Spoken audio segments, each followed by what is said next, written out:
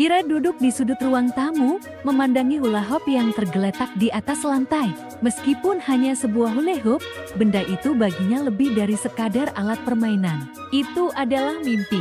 Mimpi yang sudah lama dipupuk, meski tak seorang pun menganggapnya serius. Sejak kecil, Hira selalu tertarik dengan hula hoop. Baginya, itu bukan sekadar permainan anak-anak. Ia merasa ada sesuatu yang magis dalam gerakan melingkar itu.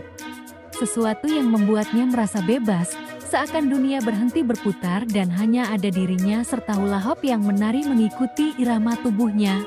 Namun, di mata banyak orang, hula hoop adalah hal yang dianggap sepele. Kenapa kamu tidak mencoba sesuatu yang lebih serius, Hira?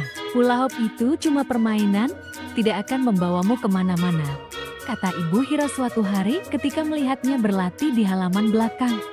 Ayahnya juga tidak kalah pesimis. Kamu tidak akan bisa menghasilkan uang dari hula hoop, Hira. Semua orang akan tertawa kalau tahu kamu bercita-cita menjadi pemain hula hoop profesional. Namun, Hira tidak peduli. Setiap kali mendengar perkataan mereka, ia semakin tekun berlatih. Setiap putaran hula hoop membuatnya merasa lebih kuat, lebih percaya diri. Meskipun ia tahu, tak banyak orang yang melihat potensi dalam apa yang ia lakukan, Hira tetap melanjutkan latihan tanpa kenal lelah. Hari demi hari, ia berlatih dengan penuh kesabaran.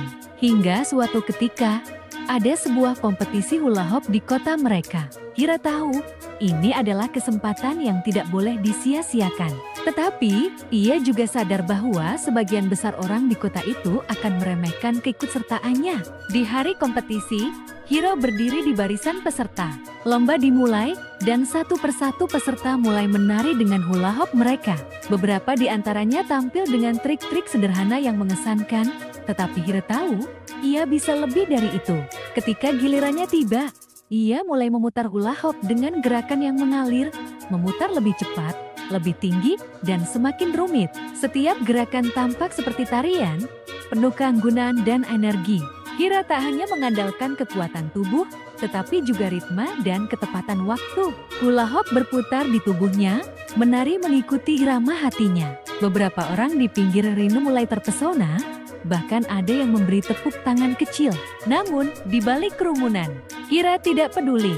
Ia terus menari, semakin cepat, semakin lincah. Ketika akhirnya musik berhenti dan hula hoop di tangannya melambat, Hira berdiri dengan napas terengah-engah. Tetapi senyum lebar menghiasi wajahnya. Juri terlihat terkesima. Ini adalah penampilan terbaik sepanjang kompetisi, kata salah seorang juri dengan penuh kagum. Hira pun dinyatakan sebagai pemenang.